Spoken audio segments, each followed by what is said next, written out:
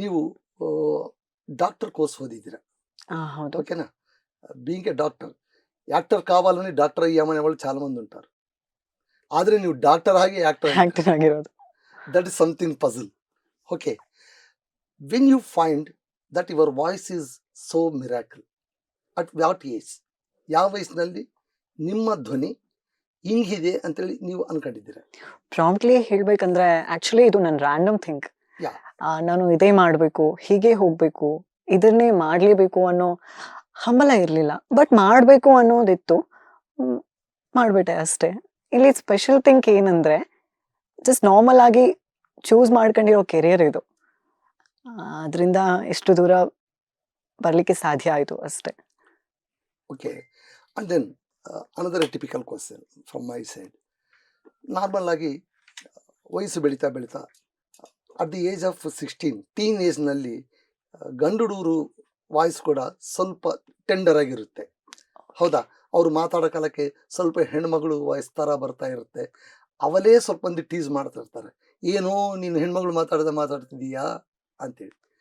ನೀವು ಆ ವಾಯ್ಸನ್ನ ನಂದು ಇದೇ, ನಾನು ದೊಡ್ಡವನಾದರೂ ಕೂಡ ನನ್ನ ವಾಯ್ಸ್ ಇದೆ ಅನ್ನೋ ತಿಳುವಳಿಕೆ ನಿಮಗೆ ಬಂದಾಗೆ ಸುತ್ತು ಬಗೆಲಿರೋ ಜನ ನಿಮ್ಮನ್ನ ಏನನ್ನ ಟಾಂಟ್ ಮಾಡಿದ್ರ, ಇಲ್ಲ ಕೋಆಪರೇಟ್ ಮಾಡಿದ್ರ? ಇಲ್ಲ, ಖಂಡಿತ ನಡೆಯುತ್ತೆ. ಲೈಕ್ ಟಾಲರೇಟ್ ಮಾಡೋದು, ಯಾಕಿದೆ, ಏನು, ಎತ್ತ, ಎಲ್ಲ ತುಂಬಾ ಪ್ರಶ್ನೆಗಳು ಬರುತ್ತೆ. ಯಾ ಯಾ ಸೊ ಪಬ್ಲಿಕ್ ತುಂಬಾ ಮಾತಾಡುತ್ತೆ, ಅವರೇ ಹೊಗಳ್ತಾರೆ, ಅವರೇ ಡಿಸ್ಕ್ರೈಬ್ ಮಾಡ್ತಾರೆ. ಅವೆಲ್ಲ ತಲೆ ಕೆಡ್ಸ್ಕೊಳ್ಳಿಲ್ಲ. ಅಮ್ಮ ಅಪ್ಪ ಸಪೋರ್ಟ್ ಇತ್ತು, ಮಾಡಿದೆ ಅಷ್ಟೇ. ಎಸ್, ಇಂಥವ್ರಿಗೆಲ್ಲ కళావిదరికి ముఖ్యವಾಗಿ ఫ్యామిలీ సపోర్ట్ ತುಂಬ ಬೇಕು. ఇర్లేపోయి వితౌట్ ఫ్యామిలీ సపోర్ట్ మనం ఏ పని చేయలేము, నిజంగా అంతే కదా? మనం ఏం పని చేయగలం? అడుగు ముందుకు వేయాలంటే మన వెనుక మన కుటుంబం ఉండాలి. ఎందుకంటే అందరికంటే బాగా అర్థం చేసుకునేది మొట్టమొదట మన కుటుంబమే. అవును. అది ఓకే, సో ఇక్కడ లిస్ట్ నేను సెర్చ్ చేసి చూస్తే కొండవీటి శాంతాడ్లా ఉంది మీరు ఎవరెవరికి డబ్బింగ్ చెప్పారు అనేది. Just I will read out for my readers viewers sake. Riya Suman, Sai Pallavi, Ashik, అవిగ్గోర్, మృణాలిని ఠాకూర్, ఆశా భట్, రీతు శర్మ, ರೇಚಲ್ ದೇವಿ, ಸಮಂತ, ರುಕ್ಮಿಣಿ ವಸಂತ. ಅಬ್ಬಬ್ಬಬ್ಬಬ್ಬ, ಇಷ್ಟು ಮಂದಿಗೆ ನೀವು ಧ್ವನಿ ಕೊಟ್ಟಿದ್ದೀರಾ. ಆಗುತ್ತೆ. So cute, so cute. So ಅವ್ರಿಗೆ, ಆ ಆಕ್ಟರ್ಸ್ಗೆ ಗೊತ್ತು ತಾನೆ ನೀವೇ ಅವ್ರಿಗೆ ಡಬ್ ಹೇಳ್ತಿದ್ದೀರಿ ಅಂತ ನಂಬೋದು. somebody knows me or somebody don't know me ಅಂದ್ರೆ ಗೊತ್ತಾಗತ್ತೆ. ಸೊ ಆಕ್ಟಿಂಗ್ పర్పస్ ಅಲ್ಲಿ ఇరోరు మాత్ర ఇర్తారే. సో నేనే చెప్పాను అని తెలీదు చాలా మందికి. అంటే ఎవరో చెప్పారులే ఆర్టిస్ట్ ఆద్య అంటే ఇన్ని రోజులు ఒక ఆర్టిస్ట్ అమ్మాయి అని తెలిసిన వాళ్ళు చాలా మంది ఇండస్ట్రీలో కూడా. అంతే, ఆద్య అంటే ఆరాధ్య అని. మీ గొంతుకు అందరూ ఆరాధ్యులు మేబీ. సో అలా నడిస్తే పబ్లిక్ ఎప్పుడు నేను I'm not a girl, I'm a boy అని తెలిసినప్పుడు they people not receiving me. అప్పుడు కూడా చాలా టాలరేట్ ఎదురైంది. కానీ నా తరపున కొన్ని మీడియాస్ ఉన్నాయి, యూట్యూబర్స్ ఉన్నారు. సో ఎంతో కొంత నా గురించి పాజిటివ్గా స్ప్రెడ్ చేశారు. అది హ్యాపెన్ థింగ్ టు మీ. ఎవరు ఏమైనా అనుకోనిలే అనే ಪರ್ಪಸ್ಗೆ వచ్చినప్పుడు ನಾನು ಇದನ್ನ ಮಾಡ್ತೀನಿ ಅನ್ನೋ ಒಂದು ಹಂಬಲ ಇತ್ತು ಅಷ್ಟೇ. మీరు నాపై రాయి విసిరండి, ఆ రాళ్ళతో నేను గుడి కట్టుకుంటా. అది positiveness. Yeah, being a positive. So రాళ్ళు విసిరే వాళ్ళు చాలా మంది ఉంటారు, కానీ విసిరిన రాళ్ళతో ఇల్లు కట్టుకొని గుడి కట్టుకొని వాళ్ళ ముందే గొప్పగా నిలిచే వాళ్ళు కొంతమందే ఉంటారు. వాళ్ళే మనకు ఫాలోయర్స్ అవుతారు, ఆ తర్వాత ట్రెండ్ సెట్టర్స్ అవుతారు. ఒక రకంగా I think your voice, being having this typical voice, you are a trend setter, what I feel. ಯಾಕಂದರೆ ಎಷ್ಟೋ ಮಂದಿ ಡಬ್ಬಿಂಗ್ ಆರ್ಟಿಸ್ಟ್ಗಳು ಇದ್ದಾರೆ.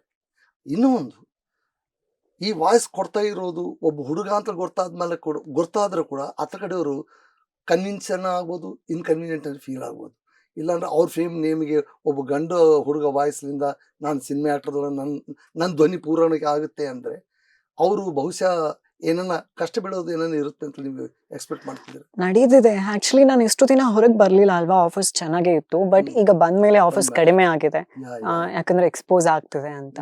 ಸೊ ಅದು ಮೋಸ್ಟ್ ಆಫ್ ಕೆಲವೊಬ್ರು ಇರ್ತಾರೆ ರಿಸೀವ್ ಮಾಡ್ಕೊಳ್ಳಲ್ಲ. ಸೊ ಕಡಿಮೆ ಆಗಿ ಮಾತಾಡೋದು, ಲೋ ಆಗಿ ನೋಡೋದು. ಸೊ ಜೆಂಡರ್ ಡಿಸ್ಕ್ರಿಮಿನೇಷನ್ ನಡೀತಿದೆ. Common thing. ಆಫರ್ಸ್ ಕೊಟ್ರೆ ಮಾಡ್ತೀನಿ, ಇಲ್ಲಾಂದ್ರೆ ನೀವು ಸಾಯಿ ಪಲ್ಲವಿ ಅವರಿಗೆ ಯಾವ ಸಿನಿಮಾದಲ್ಲಿ ಕೊಟ್ಟಿದ್ದೀರಾ? ಮೋಸ್ಟ್ ಆಫ್ ಆಲ್ ತೆಲುಗಿನ ಡಬ್ ಆಗೋ ಕನ್ನಡ ಫಿಲ್ಮ್ಸ್ ಇದೆ, ಹ್ಮ್ ತಮಿಳ್ ಫಿಲ್ಮ್ಸ್ ಇದೆ. ಹೋ. ಸೊ ಆರ್ ಅದರ್ ಲ್ಯಾಂಗ್ವೇಜಸ್ ನಡೀತಾ ಇರುತ್ತೆ. ಬಟ್ ಮಾಡ್ತಾ ಇರ್ತೀನಿ. Also the peoples not receiving me ನನ್ನ ತೆಲುಗು. ಅವರೇ ಹೇಳ್ತಾ ಇದ್ದಾರೆ ಅನ್ನೋದು ಸತ್ಯನೇ. ಬಟ್ ಕೆಲವೊಂದ್ರಲ್ಲಿ ಹೇಳ್ತಾ ಇಲ್ಲ ಅನ್ನೋದು ಅದನ್ನು సత్యనే. యాకే తెలుగులో డబ్బింగ్ చెప్తే మాత్రమే సాయి పల్లవికి డబ్బింగ్ ఆర్టిస్టా? అంతే కదా నా ప్రశ్న. సాయి పల్లవి గారికి చాలా పెద్ద బేస్, ఫ్యాన్ బేస్ ఉంటుంది. She is also my favourite. ఒక ఇన్స్పిరేషన్ కూడా. కన్నడలో చెప్పే వాళ్ళని కూడా డబ్బింగ్ ఆర్టిస్టే అంటారు, తమిళ్లో చెప్పే వాళ్ళని కూడా డబ్బింగ్ ఆర్టిస్టే అంటారు. సో ఎందుకు వీళ్ళు రిసీవ్ చేసుకోవట్లేదు నాకు అర్థం కావట్లేదు. డబ్బింగ్ ఆర్టిస్ట్ అసోసియేషన్ లో మీరు మీ పేరు రిజిస్టర్ చేయించుకున్నారా? ఉంది, కన్నడలో ఉంది. తెలుగులో కూడా చేయించుకోవచ్చు. తెలుగులో నాకు ఇక్కడికి వచ్చి చేయించుకునేంత టైం కానీ ఏం లేదు. యాక్చువల్లీ నేను ఇక్కడికి సెటిల్ అవుదాం అనుకుంటున్నాను హైదరాబాద్. ఆఫర్స్ ఎక్కువ అవుతున్నాయి అంటే మేబీ అదే ఒక ప్రశ్న అనుకోవచ్చు. గట్టిగా పడుతుందని.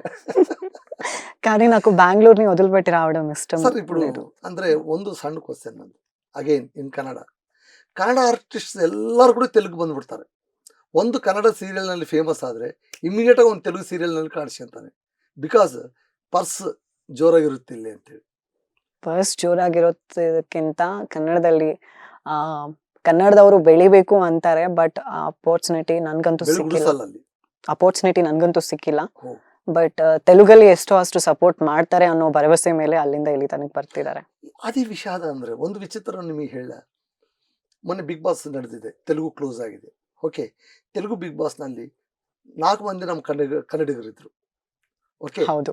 ಪ್ರೇರಣಾ, ಯಶ್ಮಿ ಅಂಡ್ ದೆನ್ ನಿಖಿಲ್, ಪೃಥ್ವಿ. ಈ 4 ಮಂದಿ ಮುಂತ ಕರೀತಿದ್ದಾಗೆ ಒಂದು ಬ್ಯಾಚ್ ತೆಲುಗಿನಲ್ಲಿ ಎಲ್ಲರಲ್ಲ, ಒಂದು set of batch Kannada batch వాళ్ళరా వీళ్ళు, కన్నడ బ్యాచ్ వాళ్ళని మేము ఎందుకు ప్రోత్సహించాలి? ఏం మనకు తెలుగు వాళ్ళు లేరా? ఏం కన్నడ బిగ్ బాస్లో తెలుగు వాళ్ళు వెళ్తారా? మేము ఎందుకు సపోర్ట్ చేయాలి అని రచ్చ చేసే వాళ్ళు ఒక బ్యాచ్ ఉండేది ఉంది. కర్ణాటకలో ఉన్న వాళ్ళు ఈ కన్నడికులకు బాగా సపోర్ట్ చేస్తూ దే ఫీల్ ప్రౌడ్ దట్ మా కన్నడిగ తెలుగులో వెళ్ళి మెరుస్తున్నాడు రా, వీఆర్ గ్రేట్ అని అక్కడ అనుకుంటున్నారు. అదే కన్నడిగడు కర్ణాటకకు పోతే ఎందుకు వాడిని గౌరవించరు? ఎందుకు వాడిని యాక్సెప్ట్ చేయరు? ఎందుకు వాడికి అవకాశాలు ఇవ్వరు? నాది అదే question. I'm also Kannadiga. So కన్నడలో నాకు అంత రికగ్నైజేషన్ లేదు తెలుగులో ఉన్నట్టు. That is sad. అది ఒక టర్మ్ లో చూసుకుంటే తెలుగులో ఎంత వైరల్ అయినా మాది ಕರ್ನಾಟಕ ರಾಯಚೂರು అని చెప్పినా ಕೂಡ ನೋ ರೆಸ್ಪಾನ್ಸ್ ದೇ ಹ್ಯಾವ್. ಇಲ್ಲಿ ರೆಸ್ಪಾನ್ಸೇ ಇಲ್ಲ. ಅಂದ್ರೆ ಅವರಿಗೆ ಒಂದು ಚೌಕಟ್ಟೆ ಇದ್ದು ಆ ಚೌಕಟ್ಟಿನಲ್ಲಿ ಇರೋರನ್ನ ಮಾತ್ರ ನಾವು ಮಾಡಿಸ್ತೀವಿ, ಹೊರಗಿರೋರು ನಮಗೆ ಬೇಡ ಅಂಬೋ ಮನಸ್ಥಿತಿಯಲ್ಲಿ ಏನನ್ನ ಇದ್ದಾರೆ ಅವರು. ನನ್ಗನ್ಸದ್ ಮಟ್ಟಿಗೆ ಅಷ್ಟೇ ಅನ್ಸ್ತಿದೆ, ಇದ್ದವರೇ ಸಾಕು ಬೇರೆಯವರು ಬೇಡ ಅನ್ನೋದ್ರಲ್ಲಿ.